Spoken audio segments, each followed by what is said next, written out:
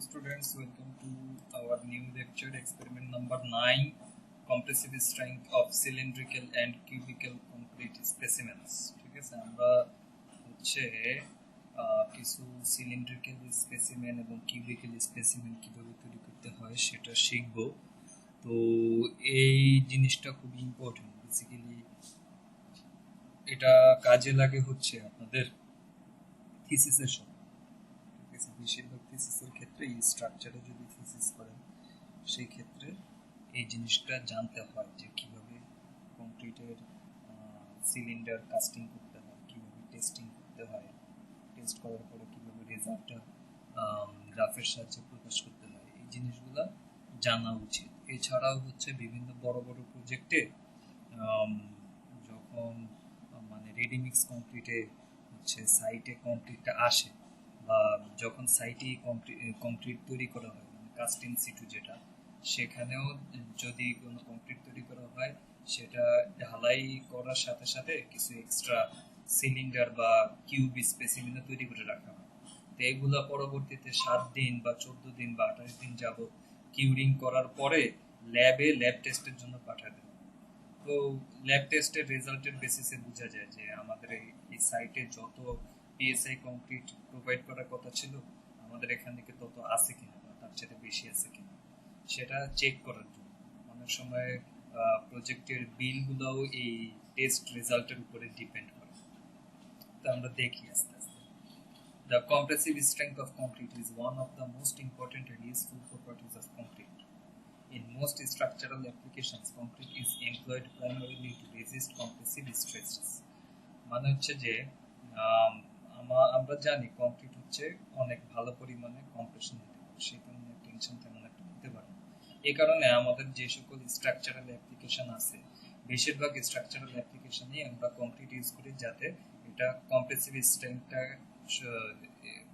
স্ট্রেসটা সহ্য করতে পারে। Nevertheless, strength usually gives an overall picture of the quality of concrete because it is directly related to the structure of the hardened cement paste. Values obtained will depend on the size and shape of the specimen, batching, mixing procedures, the methods of sampling, molding, and fabrication, and the age, temperature, and moisture conditions during curing. মানে হচ্ছে যে আমরা কি ধরনের aggregate দিয়ে concrete তৈরি করতেছি, সেটা কিভাবে আমরা কিউরিং করতেছি, আমরা কত সাইজের কি শেপের কংক্রিট স্পেসিমেন তৈরি করতেছি, এরপর হচ্ছে আমাদের স্যাম্পলিং প্রসিডিউরটা কেমন ছিল, আমরা কিভাবে মোল্ডিং করছি, কিভাবে ফেব্রিকেশন করছি, কতদিন কিউরিং করছি, মানে আমরা কি 7 দিন পরেই ভাঙতেছি না 14 দিন পরে নাকি 28 দিন পরে, এইসব বিষয়ের উপরে আমাদের টেস্ট রেজাল্টটা ডিপেন্ড করে। যেমন 7 দিনের স্ট্রেংথ থাকবে সবচেয়ে কম, 14 দিন পরে একটু স্ট্রেংথ বেশি থাকবে, 28 দিনে মোটামুটি 90 থেকে 95% স্ট্রেংথ কংক্রিট গেইন করে ফেলে।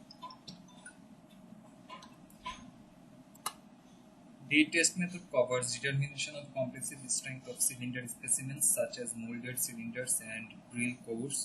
It is limited to concrete having a unit weight greater than 50 pounds per feet cube. The test method consists of applying compressive axial loads to molded cylinders or cone at rate that is within a prescribed range until failure occurs. The compressive strength, if the specimen is calculated as dividing the maximum load attained during the test by the cross-sectional area of the specimen.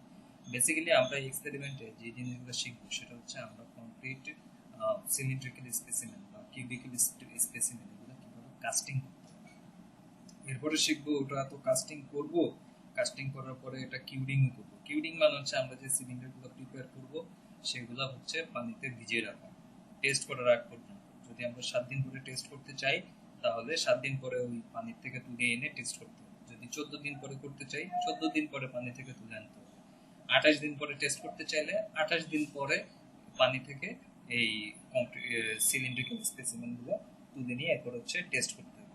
এরপর টেস্টটাও কিভাবে করতে হবে এবং সেগুলো result কিভাবে data শিটে present করতে হবে, এই জিনিসগুলো আমরা শিখব। The results of the test method may be used as a basis for quality control of concrete, proportioning, mixing, and placing operations, determination of compliance with specification control for evaluating effectiveness of admixtures, and for similar uses মানে হচ্ছে এই test রেজাল্টগুলো আমাদের কি কি কাজে লাগে আমরা যাতে আমাদের কংক্রিটের কোয়ালিটি কন্ট্রোলটা করতে পারি ঠিকভাবে ওটা প্রপোর্শনিং হচ্ছে কিনা মিক্সিং হচ্ছে কিনা প্লেসিংটা ঠিকমতো হচ্ছে কিনা এবং যে কংক্রিটটা আমরা ইউজ করতেছি সেগুলো কি আমাদের স্পেসিফিকেশনের সাথে যাচ্ছে কিনা এইসব জিনিস This test method conforms to the ASTM standard requirements of the specification C39 for cylinder and BS 1881 for tube specimens. Apparatus testing machine লাগে ঠিক আছে এটা একটা বড় সড়ো মেশিন এটাকে আমরা বলেছি ইউটিএম মেশিন মানে হচ্ছে ইউনিভার্সাল টেস্টিং মেশিন এই মেশিন দিয়ে আমরা হচ্ছে কংক্রিটের কম্প্রেসিভ স্ট্রেংথ টেস্ট করতে পারি এরপর হচ্ছে স্প্লিট টেনসাইল টেস্ট করতে পারি ঠিক আছে তো এখানে মেশিন সম্বন্ধে কিছু লেখা আছে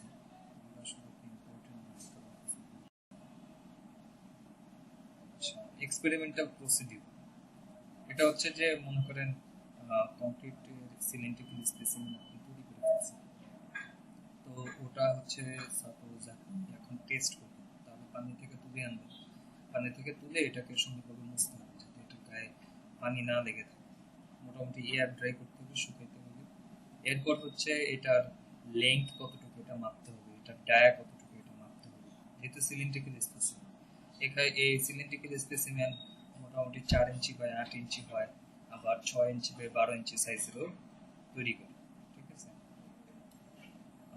এখানে উপরেই লেখা specimens shall not be tested if any individual diameter of a cylinder differs from any other diameter of the same cylinder by more than 2%. এখানে যেটা বলতেছে মনে করেন আপনার একই কেসের দুইটা সিলিন্ডার একই কেস বলতে আমি যেটা বুঝাচ্ছি যে এটা আসলে একই সিমেন্টের ব্যাচের থেকে তৈরি করেছে মানে হচ্ছে কংক্রিটটা যখন ফ্রেশ ছিল একই ফ্রেশ কংক্রিটের থেকে দুইটা সিলিন্ডার তৈরি করা হয়েছে এই দুইটা সিলিন্ডারের ডায়ামিটারে যদি 2% এর বেশি হেরফের থাকে তাহলে এটা টেস্ট না করাই ভালো ঠিক আছে The number of individual cylinders measured for determination of average diameter may be reduced to 1 for each 10 or 3 specimens per day, whichever is better. মানে হচ্ছে আমরা একই ব্যাচের বা একই কেসের কংক্রিট মোটামুটি দুইটা তিনটাও ইউজ করতে পারি এরপর আমরা গড় করে ফেলবো মিনিমাম একটা সিলিন্ডার থাকতেই হবে The length shall be measured to the nearest 0.05 d. D হচ্ছে being the diameter of the cylinder and the diagonal for cube. এটা হচ্ছে D এর ভ্যালুটা হচ্ছে সিলিন্ডারের স্পেসিমেনের ক্ষেত্রে এটা ডায়ামিটার আর কিউবের স্পেসিমেনের ক্ষেত্রে ওইটার কর্ণের দৈর্ঘ্য কিউব মানে তো হচ্ছে ঘন দৈর্ঘ্য প্রস্থ উচ্চতা সব সমান তো যে কোনো একটা সারফেসের কর্ণের দৈর্ঘ্য when the length to diameter ratio is less than 1.8 or more than 2.2 the volume of the cylinder is determined from measured dimensions যদি length to diameter ratio 1.8 থেকে 2.2 এর মাঝে না হয় সেই ক্ষেত্রে আমাকে হচ্ছে এই সিলিন্ডারের ভলিউমটা এই ওটার গায়ের ডাটা থেকেই নিতে হবে মানে আপনি তখন ডিরেক্টলি অত ইজিলি এটা করতে পারবেন না যে আপনি সিলিন্ডার ছিল 4 ইঞ্চি বা 8 ইঞ্চি সো আপনি ওই অনুযায়ী হিসাব করে দেবেন এটা করতে হবে যদি লিঙ্ক টু ডায়ার রেশিও এই রেঞ্জের মধ্যে না থাকে তাহলে আপনাকে মাপতে হবে আসলে এটা ডায়ামিটার কতটুকু আছে কতটুকু আছে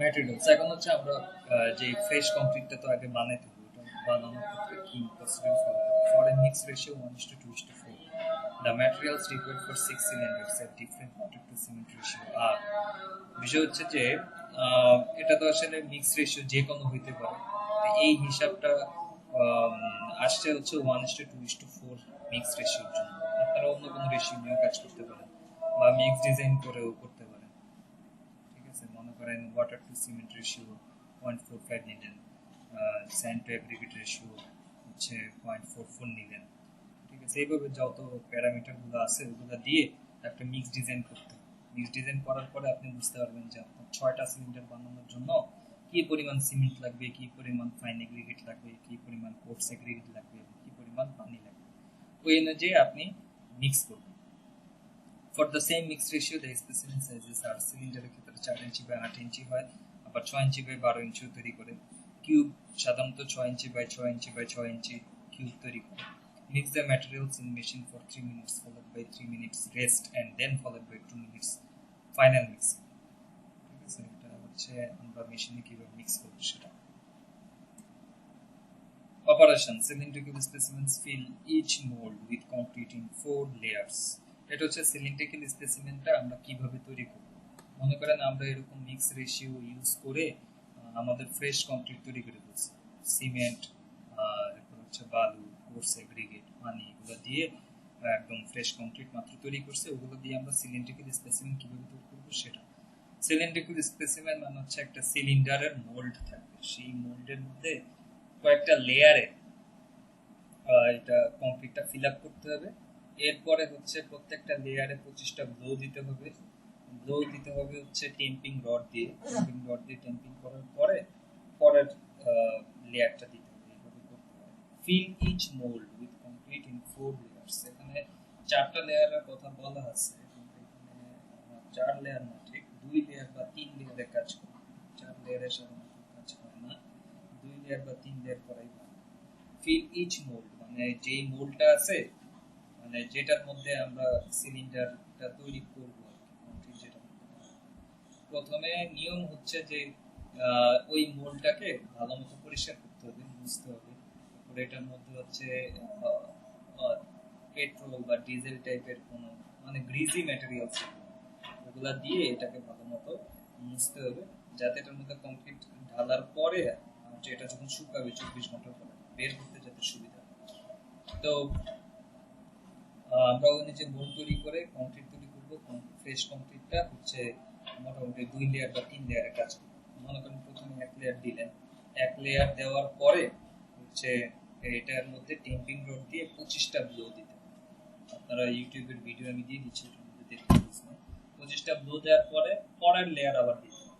পরের লেয়ার ফিল আপ করার পরে আবার 25টা ব্লো দিতে হবে। এবং ওই ব্লোটা দেওয়ার সময় খেয়াল রাখতে হবে আমার টেম্পিং রড যেন আগের লেয়ারে প্রবেশ না করে, ওইভাবে এই ব্লোটা দিতে হবে। ভাইব্রেটরও ইউজ করা যায় এই ক্ষেত্রে। While filling the molds, occasionally stir and scrape together the concrete remaining in the mixing pan to keep the materials from separating. Fill the molds completely smooth of the tops even. মানে হচ্ছে যে আপনি তো fresh কংক্রিটটা তৈরি করছেন, fresh কংক্রিটটা তৈরি করে তো কোনো একটা জায়গায় রাখছেন। প্রতিটা লেয়ার যখন ওখান থেকে নিবেন তখন এটা একটু নাড়াচাড়া দিতে, একটু নেড়ে এরপর হচ্ছে এই মশলাটা নিয়ে ঢালতে হবে। Cover the cylinders immediately and place in the moist closet for 24 plus minus 8 hours at a temperature of 23 plus minus 1.7 degrees Celsius. Then remove the specimens from molds and immerse in saturated lime water until testing. আচ্ছা, এখানে যেটা বলতেছে সেটা হচ্ছে যে মনে করেন concrete 2 layer বা 3 লেয়ারে ফিল আপ করলেন, প্রত্যেকটা লেয়ারে 25টা করে ব্লো দিয়েছেন, ব্লো দিয়ে আপনার সিলিন্ডারটা রেডি। তো এরপরেই হচ্ছে যেটা করতে হয়, একদম শেষের লেয়ার দেওয়ার পরে উপরের ক্যাপিংটা সুন্দরভাবে করে ফেলতে হবে, মানে এটা একদম লেভেল করে ফেলতে। ইউটিউবের ভিডিও দেখতে বুঝবেন, সুন্দরভাবে লেভেলিং করে এটাকে এক জায়গায় সাজায় রাখতে হবে। আমাদের যতগুলো সিলিন্ডার বানানোর কথা, সাপোজ আমরা 6টা সিলিন্ডার বানাইছি, 6টা সিলিন্ডার এক জায়গায় রাখতে হবে। যদি আপনার 6টা সিলিন্ডার একই ব্যাচের বা একই কেসের হয়, সেই ক্ষেত্রে আলাদা করে লেভেলিং না করলেও হবে। যদি আপনার এই 6টা সিলিন্ডারের মধ্যে এক একটা এক এক ব্যাচের বা এক একটা এক এক কেসের হয়, সেই ক্ষেত্রে ছোট একটা কাগজে লেভেলিং করে রাখতে হবে যে কোনটা কোন ব্যাচের বা কোনটা কোন কেসের, যাতে আপনি পরের দিন এসে যখন বোল্টগুলো থেকে সিলিন্ডার বের করবেন তখন যাতে বুঝতে পারেন যে কোনটা কোন কেসের বা কোনটা কোন ব্যাচের সিলিন্ডার। এইরকম। তো এটা যখন এক জায়গায় রাখবেন, লেভেলিংটা করলেন, লেভেলিং করার পরে হচ্ছে এটাকে সুন্দর মতো একটা ময়েস্ট এনভায়রনমেন্ট রাখতে, একটা চটের বস্তা ভিজায় এটার উপর রাখতে, যাতে এই 24 ঘন্টা যাবত শুকানো পর্যন্ত এটা পানি রিলেটেড কোনো প্রবলেম না হয়। 24 ঘন্টা পর এসে হচ্ছে বস্তাটা সরাই ফেলতে হবে। বস্তা সরাই মোল্ডের থেকে কংক্রিট স্পেসিমেনগুলো বের করতে হবে। বের করে হচ্ছে ওই সিলিন্ডার স্পেসিমেনের গায়ে পার্মানেন্ট মার্কার দিয়ে মার্কিং করতে হবে কোন সিলিন্ডারটা কোন কেসের। ঠিক আছে, C1 C2 C3 ওইভাবে মার্কিং করবে, বা আবার A102 V103 মানে জাস্ট একটা নাম দেওয়া, এই কোডটা দেখে যাতে আপনি বুঝতে পারেন যে এই সিলিন্ডারের ওয়াটার টু সিমেন্ট রেশিও কত, এটা সেন্ট টু এগ্রিগেট রেশিও কত, মানে আপনার কাছে একটা ডাটাবেস থাকে। এই কোডটা জাস্ট এন্টার করলেই ওখানে পাওয়া যাবে যে এই এই কোডের আন্ডারে যে সিলিন্ডারটা, সেই সিলিন্ডারের মধ্যে স্যান্ড টু সিমেন্ট রেশিও কত, ওয়াটার টু সিমেন্ট রেশিও কত, এরপরে এখানে কোন এগ্রিগেট তৈরি করা হয়েছে, এগ্রিগেট ব্যবহার করা হয়েছে, কোন ব্র্যান্ডের সিমেন্ট তৈরি ব্যবহার করা হয়েছে, ওই সিমেন্টের সাথে কোন কোন অ্যাডমিক্সচার ছিল কিনা, এই ডাটাগুলো পাওয়া যাবে জাস্ট এই কোডটা দিয়ে। ছোট এই কোডটা হচ্ছে সিলিন্ডারের গায়ে পার্মানেন্ট মার্ক দিয়ে লিখে দিতে হবে। Cube specimen এর ক্ষেত্রে fill each mold in 3 layers, stamping each layer 35 times with 25 square millimeter area, 380 millimeter long, and 1.8 kg compacting bar or vibratory post. Cube specimen এর ক্ষেত্রে কি হয়? Cube specimen এর ক্ষেত্রে হচ্ছে cube mold থাকে। Cube moldটা হচ্ছে 2 বা 3টা লেয়ারে এটা কাজ করতে হয় এবং প্রত্যেকটা লেয়ারে 35টা হোল দিতে হয়। ঠিক আছে? After filling, the specimen shall be stored in moist condition. এটার ক্ষেত্রে একটা moist condition রাখতে হবে, 24 ঘন্টা পরে সেটা খুলতে হবে, খুলে এটা কিউরিং এর মধ্যে দিতে হবে। মানে মোল্ডের থেকে কমপ্লিট স্পেসিমেনটা বের করে পার্মানেন্ট মার্কার দিয়ে লেবেলিং করতে হবে, লেবেলিং করে এটা কিউরিং এ রাখতে হবে। কিউরিং রাখা মানে হচ্ছে বিশাল বড় একটা বালতি টাইপের কিছু একটা থাকবে বা চৌবাচ্চা টাইপের কিছু একটা থাকবে, ওটার মধ্যে পানি দিয়ে ভর্তি থাকবে। এই পানির মধ্যে হচ্ছে এই কমপ্লিটের সিলিন্ডার বা কিউব স্পেসিমেন গুলো ভিজিয়ে রাখতে হবে। তো আমরা মোটামুটি 3 দিন 7 দিন 28 দিন 90 দিন পরে টেস্ট করতে পারি। তখন হচ্ছে যে ওই টাবের থেকে সিলিন্ডারগুলো তুলে আনতে হবে, মুছে টেস্ট করার সময় একটা ইম্পর্টেন্ট জিনিস হচ্ছে রেট অফ লোডিং।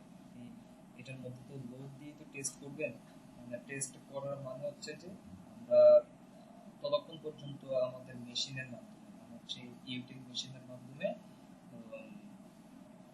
হচ্ছে এটার মধ্যে লোড দিতে থাকবে। যেই লোডে এই সিলিন্ডারটা ভাঙতেছে ওটাই হচ্ছে এটা ক্রাশিং। ওই লোডটাকে যদি এটা ক্রস সেকশনাল এরিয়া দিয়ে আমরা ভাগ করি তাহলে পেয়ে যাব এটার স্ট্রেংথ। তো লোড তো আস্তে আস্তে দিতে হবে, ঠিক আছে? একটা লোডিং এর রেট আছে, প্রতি সেকেন্ডে কতটুকু যাচ্ছে এইটা। লোডিং রেট হচ্ছে 20 থেকে 50 পিএসআই পার সেকেন্ড, ঠিক আছে? এই রেঞ্জটা একটু ইম্পর্টেন্ট, কারণ আপনার লোডিং রেট যদি কম হয় তাহলে আপনার স্ট্রেংথ বেশি দেবে। আবার লোডিং রেট যদি বেশি হয়, মানে অল্প সময়ের মধ্যে যদি আপনি অনেক বেশি পরিমাণ লোড দিতে থাকেন তাহলে তো স্ট্রেংথ কম আসবে। ঠিক আছে? তো এই হচ্ছে বিষয়, এগুলো হচ্ছে sketches of type of fracture. সাধারণত এই কয় ধরনের ফ্র্যাকচার পাওয়া যায়। চারপাশ দিয়ে ভেঙে যায়, এই দুই পাশ দিয়ে ভেঙে পড়ে যায়, আবার মাঝামাঝি ভাবে শিয়ার ক্র্যাকের মতো হয়, এইরকম ফেইলিয়ার কন্ডিশন পাওয়া যায়। If the specimen length to diameter ratio is less than 1.8, multiply the obtained result by the appropriate correction factor is shown in the following. মানে হচ্ছে যে আপনার স্পেসিমেনের লেংথ টু ডায়ামিটারের যে রেশিওটা সেটা যদি 1.8 এর চাইতে কম হয় তাহলে আপনাকে এরকম ফ্যাক্টর দিয়ে গুণ করতে হবে। যে স্ট্রেংথ রেজাল্ট আপনি পাবেন সেটাকে এই ফ্যাক্টরগুলো দিয়ে গুণ করতে হবে। যদি আপনার লেংথ টু ডায়া রেশিও 1 হয়ে যায় তাহলে আপনাকে 0.87 দিয়ে গুণ করতে হবে। আপনার স্ট্রেংথ যদি পান 100 পেয়ে যায় ওটাকে ধরতে হবে 87 পেয়ে যায়। এখন হচ্ছে report. The report shall include the following. রিপোর্টে কি কি থাকতে হবে? আইডেন্টিফিকেশন নাম্বার, ওই যে যেটা বললাম আর ছোট একটা কোড, যে কোডটা দিয়ে আপনি সবকিছু জানতে পারবেন যে সিলিন্ডারের মধ্যে কি কি আছে না আছে।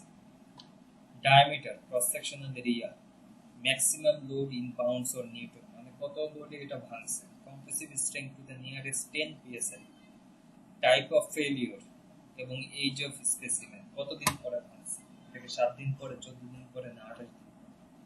এই ডাটাগুলো নিয়ে একটা ডাটা শিট ফিল আপ করতে হয়। এরকম ডাটা শিট ফিল আপ করতে হয়। ফিল আপ করার পরে হচ্ছে এই সকল গ্রাফ আঁকা যায়, যখন compressive strength versus water to cement ratio for cementic specimen different ages. মানে হচ্ছে যে রিসার্চের কাজে যেরকম কাজ হয় আর যে ওয়াটার টু সিমেন্ট রেশিও 0.4 দিয়ে 3টা সিলিন্ডার বানায়, ওয়াটার টু সিমেন্ট রেশিও 0.45 দিয়ে 3টা সিলিন্ডার বানায়, 0.5 দিয়ে 3টা সিলিন্ডার বানায়, 0.55 দিয়ে 3টা সিলিন্ডার বানায়, এরকম মনে করেন 12টা সিলিন্ডার বানানো হয়েছে। 12টা সিলিন্ডারের থেকে আপনার 12টা কম্প্রেসিভ স্ট্রেংথ পাবেন, তাই না? কেস তো হচ্ছে 4টা, প্রত্যেকটা কেসে 3টা করে হচ্ছে সিলিন্ডার। তো আপনি ওই 3টে সিলিন্ডারের স্ট্রেংথের গড় করলে পেয়ে যাবেন হচ্ছে আপনার ওয়াটার টু সিমেন্ট রেশিও কত এর জন্য আপনার স্ট্রেংথ কত আসতেছে। আপনার 0.4 এর জন্য স্ট্রেংথ কত আসে, 0.45 এর জন্য কত আসে, 0.5 এর জন্য কত আসে, 0.55 এর জন্য কত আসে, এরকম আপনি পেয়ে যাবেন। তো ওটা দিয়ে সুন্দর মতো একটা গ্রাফ আঁকা যায়। দেখবেন যে আপনার ওয়াটার টু সিমেন্ট রেশিও যত বাড়তেছে আপনার স্ট্রেংথ তত কমতেছে। ওইরকম compressive strength versus age of cylindrical specimen, different water to cement ratios. আরেকটা হচ্ছে যে দিনের হিসেবে করা যায়। মনে করেন আপনি 6টা সিলিন্ডার বানাইছেন, 6টা সিলিন্ডারের ক্যারেক্টারিস্টিক্স একই, মানে একই কেসের 6টা সিলিন্ডার, এই 6টা সিলিন্ডারের ওয়াটার টু সিমেন্ট রেশিও একই, স্যান্ড টু সিমেন্ট রেশিও একই, এরপর হচ্ছে যে এটার মধ্যে এগ্রিগেটও একই ইউজ করেছে, মানে একই ফ্রেশ কংক্রিটের থেকে 6টা সিলিন্ডার তৈরি করা। এই 6টা সিলিন্ডারের মধ্যে 3টা সিলিন্ডার আপনি ভাঙবেন 14 দিন পরে, আর 3টা সিলিন্ডার ভাঙবেন আপনি 28 দিন পরে।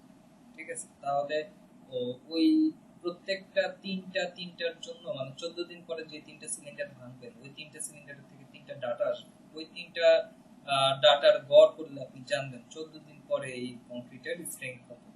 আবার 28 দিন পরে যে 3টা ভাঙবেন ওই 3টার রেজাল্টের গড় করলে আপনি জানবেন এই কংক্রিটের 28 দিন পরে স্ট্রেংথ কত। তো ওখান থেকে দেখবেন যে 14 দিনের চাইতে 28 দিনের স্ট্রেংথটা বেশি। এটা আবার গ্রাফ দিয়ে শো করা যায়। compressive strength versus water to cement ratio for cubic specimen, compressive strength versus age for cubic specimen, মানে একই কাজ সিলিন্ড্রিক্যাল স্পেসিমেনের জন্য করা যায় আবার কিউব স্পেসিমেনের জন্য করা যায়। থিসিস বা রিসার্চের কাজে সাধারণত এগুলা ইউজ করে। এই হচ্ছে ডাটা শিট। সিরিয়াল নাম্বার বলতে এখানে থাকে ওই যে কংক্রিটের কোড নাম্বার, যেটা যে কোড দিয়ে আপনি ডাটাবেস থেকে বের করবেন এটার মধ্যে এগ্রিগেট কোনটা, সিমেন্ট কোনটা, ওয়াটার টু সিমেন্ট রেশিও কত, ওগুলো।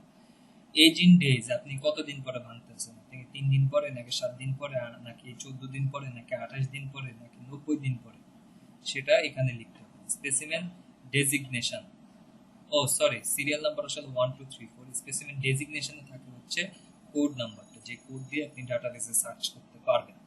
ওয়াটার টু সিমেন্ট রেশিও, ওই ডাটাবেসের থেকে আপনি লিখবেন এটার মধ্যে ওয়াটার টু সিমেন্ট রেশিও কত ছিল, 0.45 নাকি 0.5 নাকি 0.55। স্পেসিমেন এরিয়া মানে হচ্ছে এই স্পেসিমেনটা ভাঙার আগে আপনি তো ডায়ামিটার নিচ্ছেন, সেই ডায়ামিটারের থেকে আপনি পাই ডি স্কোয়ার বাই 4 এই সূত্র ইউজ করলে স্পেসিমেনের ক্রস সেকশনাল এরিয়া পাবেন।